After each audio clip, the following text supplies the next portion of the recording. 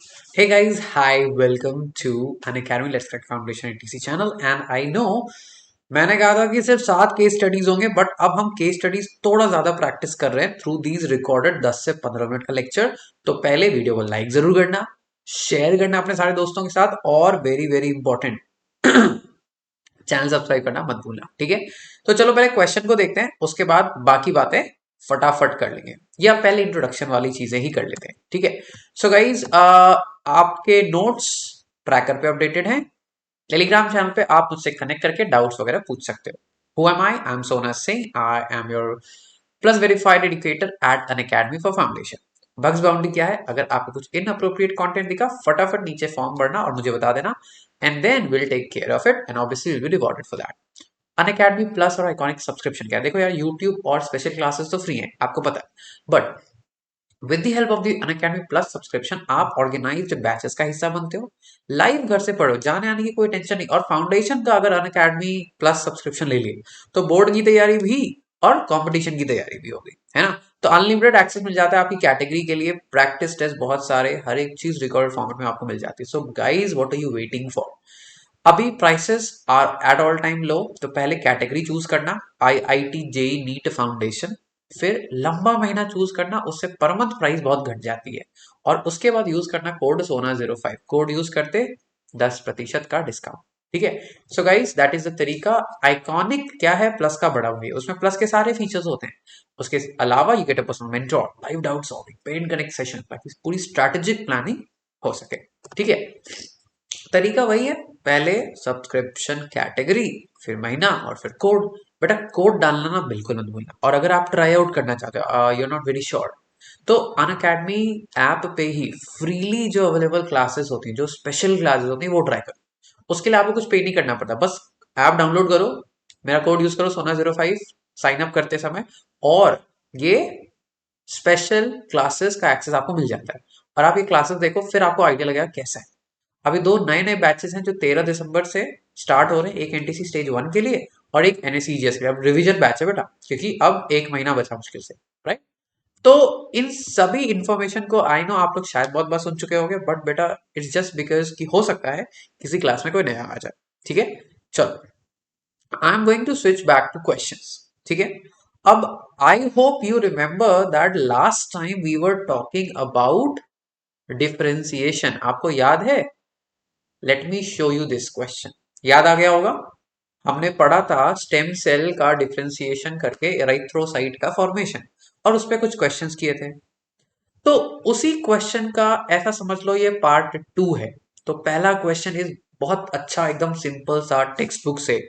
हिमाटोपोएटिक stem cells majorly कहाँ पाए जाते हैं? Brain, heart, bone, blood, everywhere in significant quantities. अब जब हम आपको टिश्यू पढ़ाता हूं, आपको बता दें भाई कि tissue, bone as a tissue, bone में जब आप सबसे सेंट्रल देखो तो आपका रेड बोन मैरो और येलो बोन मैरो होता है। और रेड बोन मैरो में बहुत सारे हेमाटोपोएटिक स्टेम सेल्स होते हैं, और यही स्टेम सेल्स आपके बहुत सारे ब्लड वेसल्स, ब्लड सेल्स बनाएंगे। तो इसका आंसर बेटा स्ट्रेट अवे हो जाएगा आपका बोन, ठीक है। ये इजी क्वेश्चन था। अब पूछ दिया गया, the above picture summarises the process of multiple correct possible हैं, डिफरेंशिएशन, पोटेंसी, एपोप्टोसिस, एरिथ्रोपोइसिस। अब देखो यहां पे दो चीजें, क्या डिफरेंशिएशन हो रहा है? Is cell picking up a special role? Stem cell तो डिवाइड डिवाइड डिवाइड करता था, बट क्या अब उसने एक स्पेशल रोल उठा लिया? हाँ, हीमोग्लोबिन से ऑक्सीजन को कंबाइन करके कैरी कर।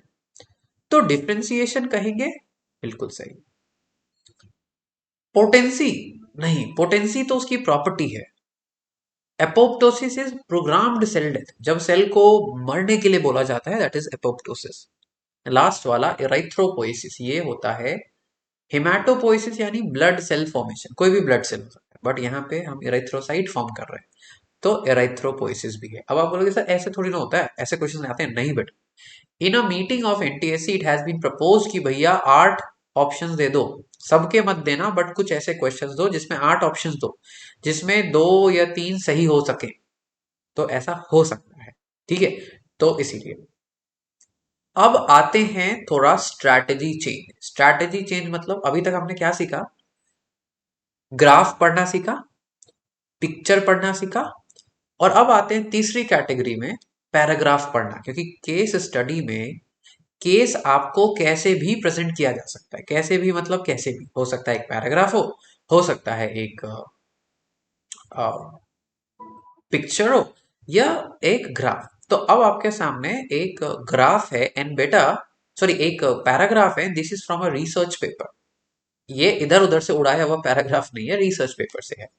तो पढ़ते, mature red blood cells result from a finally regulated process called erythropoiesis. अभी अभी जो हमने देखा, that produces 2 million 20 lakh RBC every second. अब इमेजिन करो भाई, 20 lakh, right.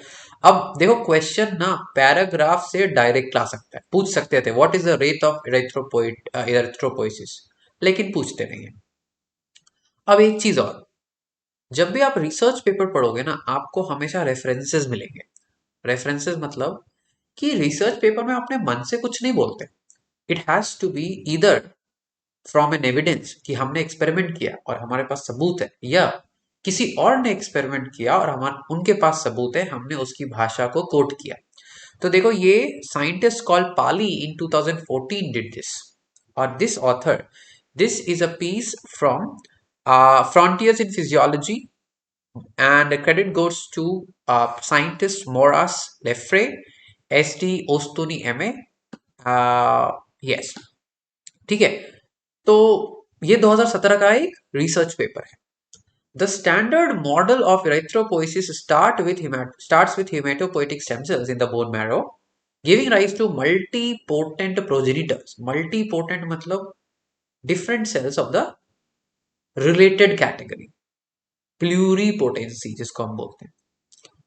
Maturation from erythroid committed precursors is called terminal erythropoiesis and occurs in bone marrow within erythroblastic islands, which consist of central macrophage surrounded by erythroblasts and end in the bloodstream, where reticulocytes complete their maturation within 1 to 2 days. तो आप लगभग reticulocytes जो last stage था उसको release करते हो, 1-2 दिन में ये मेच्योर हो जाता है। During this phase, pro-erythroblasts undergo morphological changes such as cell का साइज छोटा हो जाता है, cell size reduction, and chromatin condensation. अब देखो यहां से क्वेश्चन आ सकता था, सेल साइज रिडक्शन क्यों, why, nation wants to know, cell की साइज को क्यों रिड्यूस कर रहे हैं, राइट, सेल की साइज को रिड्यूस क्यों कर रहे हैं। बेटा सोचो, अगर एक बहुत बड़ा सा आरबीसी होगा, उसके अंदर आप हीमोग्लोबिन बहुत पैक कर लोगे बस, बट उस हीमोग्लोबिन को भरने में समय लगेगा। समझो एक छोटा एरोप्लेन है, एक बड़ा एरोप्लेन है। छोटे एरोप्लेन में कितनी सीट्स होते हैं, 35 सीट्स, रोज होते हैं, हर एक में 6 सीट, तो 36 या 180 सीट्स। 180 पैसेंजर्स को भरने के लिए 15-20 मिनट काफी है। अब मान लो बड़ा प्लेन है, बड़ा प्लेन है, उसमें कितने सीट्स होंगे, मान लो उसमें 30 नहीं, 100 रोज हैं, 100 × 6, 600 सीट्स। 600 सीट्स को भरने में उतना समय चाहिए, है ना। अब दरवाजा तो प्लेन का एक ही होगा, दो होगा, उससे ज्यादा नहीं होगा ना। उसी तरह अगर आपने सेल का साइज बड़ा कर दिया, डेफिनेटली उसमें जो हीमोग्लोबिन होगा वो भी बड़ा होगा। बट सिर्फ हीमोग्लोबिन बड़ा करने से, हीमोग्लोबिन जो डाल सकते हो, you would be feeling in more haemoglobin, but उतनी ज्यादा हीमोग्लोबिन को भरने में समय लगेगा। और यही चीज हमने एक केस स्टडी में पढ़ा था कि मेटाबॉलिज्म सबसे बेस्ट आपके मिडिल रेंज सेल्स का होता है, ना सबसे छोटे वालों का ना सबसे बड़े वालों का। यहां उसी चीज को आगे ले जाके पूछ सकते थे। Chromatin condensation produce specific proteins such as hemoglobin and exhibit a reductive proliferative capacity. Reduced proliferative capacity. Capacity मतलब कुछ करने की क्षमता, क्या करने की क्षमता, प्रोलिफरेशन, डिवीजन। रिड्यूस्ड मतलब अब घट चुकी है, अब वो डिवाइड नहीं कर सकते। To give rise to basophilic E, polychromatophilic, poly E and orthochromatophilic erythroblast successively, यानी एक के बाद एक के बाद एक। और ये आप ऊपर देख चुके हो। Even though several growth factors are known to regulate erythropoiesis, EPO is the main regulator of erythropoiesis, driving RBC precursor proliferation and differentiation. अब ये इंपॉर्टेंट है, बोला कि भाई देखो, बहुत सारे ग्रोथ फैक्टर्स इस प्रोसेस को रेगुलेट कर सकते हैं, लेकिन एक फैक्टर का इन्होंने नाम बता दिया, EPO, right? It is a main regulator, right? At the end of terminal maturation, mammalian erythroblasts expel their nuclei and lose all their organelles such as Golgi, ER, mitochondria, ribosome. सब कुछ दान कर देंगे. After expelling its nucleus, the reticulocyte maturation continues, losing 20 to 30% of cell surface and eliminating any remaining membrane-bound organelles through an autophagy or exosome combined pathway. यानी सारे organelles का वो त्याग कर देते हैं. आई होप पैसेज सबको समझ में आ गया हो, क्योंकि पैसेज उतना डिफिकल्ट नहीं था. अब देखो, मोस्ट ऑफ द लोगों के लिए ये पैसेज वाले क्वेश्चंस तकलीफ देंगे, and I understand why. Partly because of English. देखो, सबकी इंग्लिश अच्छी नहीं होगी, मैं ये मानता हूं, बट अच्छी नहीं होगी का ये मतलब नहीं है कि अच्छी नहीं हो सकती. और ऐसे क्वेश्चंस आपको स्टैंडर्ड एग्जामिनेशंस में दिख जाएंगे. तो थोड़ी सी अंग्रेजी को मजबूत करने के ऊपर ध्यान जरूर देना, ये इंपॉर्टेंट है बेटा. अब क्वेश्चन टाइप थोड़ा चेंज हो गया. Which of the following is a key controller of differentiation of RBCs. सीधा सीधा सवाल, कुछ नहीं टेढ़ा मेढ़ा किया. तो अभी पैसेज में क्या पढ़ा कि बहुत सारे ग्रोथ फैक्टर्स होते हैं, बट उस ग्रोथ फैक्टर्स में से एक होता है ईपो, राइट? वो एक मेन होता है. आपको बस वही लिखना है. अगर आपको कुछ भी और पता है, एराइथ्रोपोएटिन पता है, नहीं लिखना बेटा.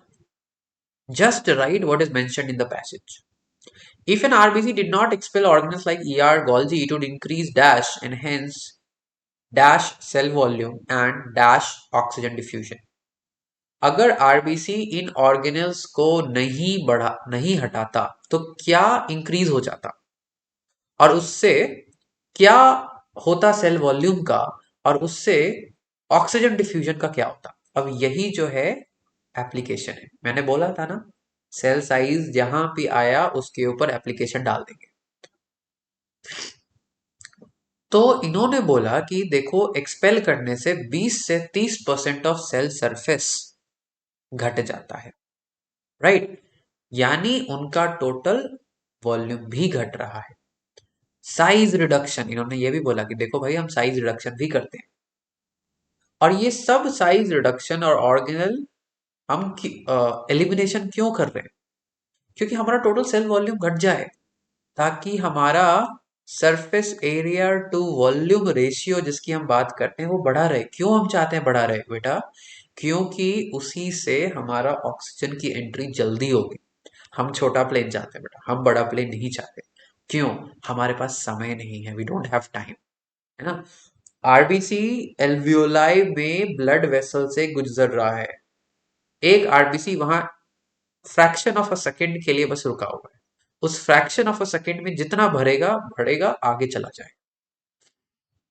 सोचो, अगर एक प्लेन को उतरने के लिए सिर्फ आधे घंटे का समय दिया गया है, तो एक प्लेन तो यही सोचेगा ना, अगर मेरे पास समय ही आधा घंटा है तो मैं छोटा साइज रखूंगा, ताकि छोटे साइज में 15 मिनट में पैसेंजर्स को उतारा, 15 मिनट में पैसेंजर्स को भरा और निकल गए.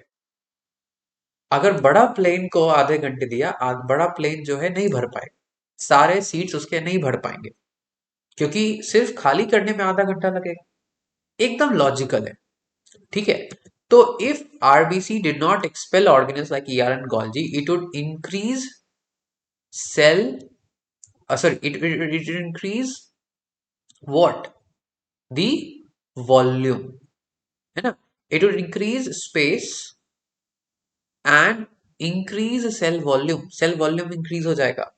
It would increase the space occupied and increase the cell volume, and it would decrease oxygen diffusion. अगर सेल वॉल्यूम बढ़ गया तो ऑक्सीजन को डिफ्यूज होकर वहां पहुंचने में समय लग जाए, जो हमारे पास नहीं है, राइट? ठीक है. अब आता है इस क्वेश्चन जो मैं इस पर्टिकुलर क्लास में डिस्कस नहीं करूंगा, बस रिलेटेबल है, ठीक है? तो look at this picture once again बेटा. Remember, all of these pictures are borrowed from credible research papers. ये मेरे बनाए नहीं है, राइट? तो दिस इज योर होमवर्क, और इसको मैं अगली केस स्टडी में डिस्कस कर लूंगा, ठीक है। तो दिस इज योर होमवर्क, आपके पास एक डायग्राम है, तो graph, picture, paragraph, and now a flow chart. A flow chart is there in front of you, and you have questions. Please take screenshots. Please take screenshots. 3, 2, 1. 3, 2, 1. ये वाला हम उसके बाद discuss कर लेंगे, ठीक है। So take screenshot, that just two simple questions and I'll be back with you in the next class and will try to discuss all of this, ठीक है। तो गाइस रिमेंबर, 2 कमाल के बैचेस हैं। अगर आपको ऐसे वीडियोस और चाहिए तो फटाफट दोस्तों को शेयर कर दो, और यार ऐप पर आओ। ऐप पे जो स्पेशल क्लासेस होते हैं ना, they are really really beneficial. मेरी क्लास टाइमिंग्स आपको पता है, यूट्यूब पे लाइव रात को 8 बजे, special classes will happen 5:30 PM, plus classes will happen at 6:45 PM। मैं एक प्लस कोर्स लेकर आया हूँ जिसमें सिर्फ प्रैक्टिस होगा, IOQJS एंड NTSC का सिर्फ प्रैक्टिस और कुछ भी नहीं, ठीक है। तो एक टेस्ट भी रिलीज हुआ है, 5 दिसंबर के पहले इसको खत्म कर लेना। ये टेस्ट 6th इन लाइन है, अभी तक 5 टेस्ट ऑलरेडी रिलीज हो चुके हैं, 6th टेस्ट है, लाइफ प्रोसेसेस का सेकंड टेस्ट है, इसीलिए फटाफट इसको कर लेना। इस वीडियो को लाइक जरूर करो बेटा, because like is how I measure how good we are doing, ठीक है। शेयर करो और चैनल को सब्सक्राइब करना मत भूलना, एंड फटाफट quickly spread the word to your friends as well, ठीक है। Thank you so much, take care, bye bye.